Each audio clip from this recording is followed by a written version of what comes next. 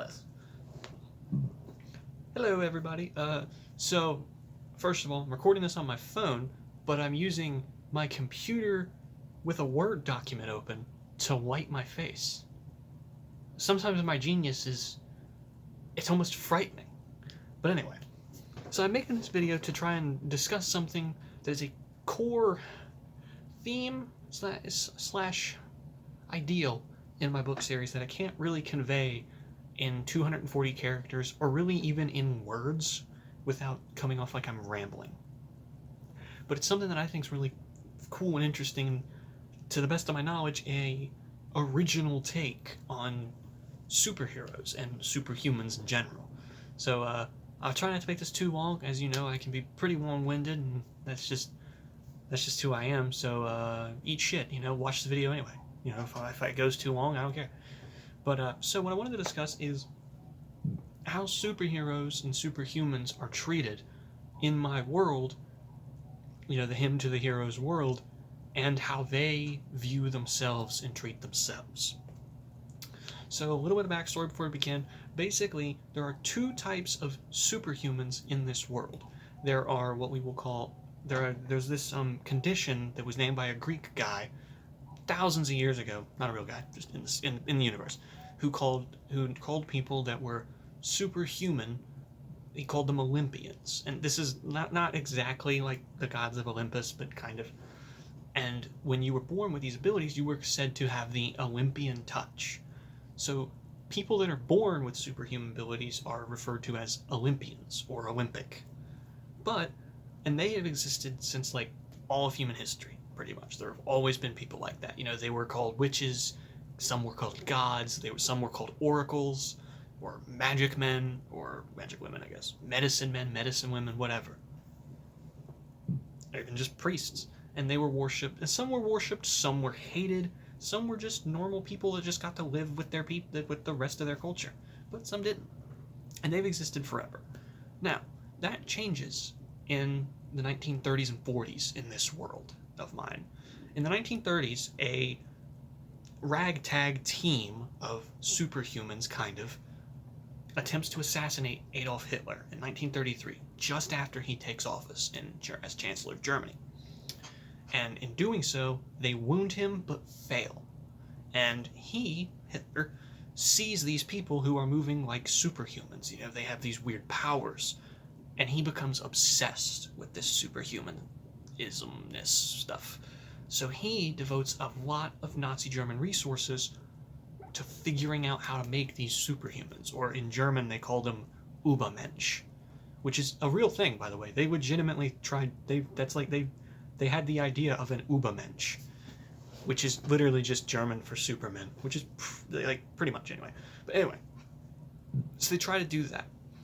And in the early 40s, one of these Germans defects to the Allies, and the Allies start doing it.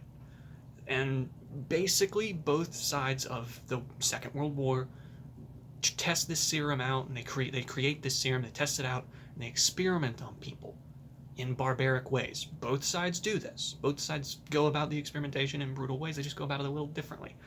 Obviously, the Nazis experimented on people in concentration camps, prisoners of war, things like that. The Allies experimented on dishonorably discharged people, invalid people that were blind or deaf or couldn't move, things like that. They would do it on orphans. Some would do it on just people in the street.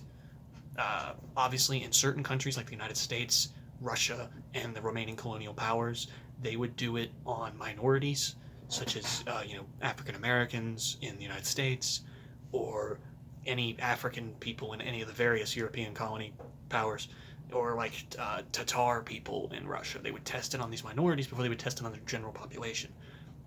And so they created these two teams, where the Allies created a team of superheroes who were called the Paladins of the Planet.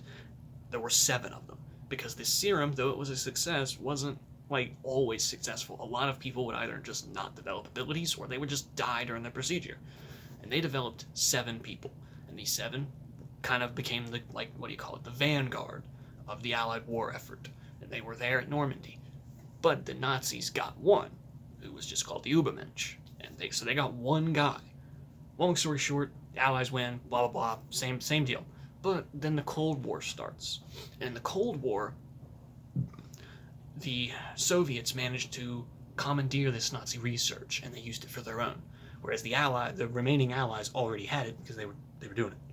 So, thus began a superhuman arms race in secret, in conjunction with the nuclear arms race that the general population knew about. But so these two world powers were constantly breeding and creating and experimenting on their own people to create these superhumans. And at the height of the Cold War, there were as many as 15,000 in both sides, we'll call it. But the general population had no idea this was going on at all. They had no idea. There were whispers, but they didn't know. And so it was a superhuman arms race. Now, at the end of the war, or it wasn't really a war, it was like just a spat, kiss and make up. But at the end of the Cold War, after the Soviet Union fell, both sides agreed to disarm some nukes, obviously, and to completely disavow and disregard all superhumans they have created.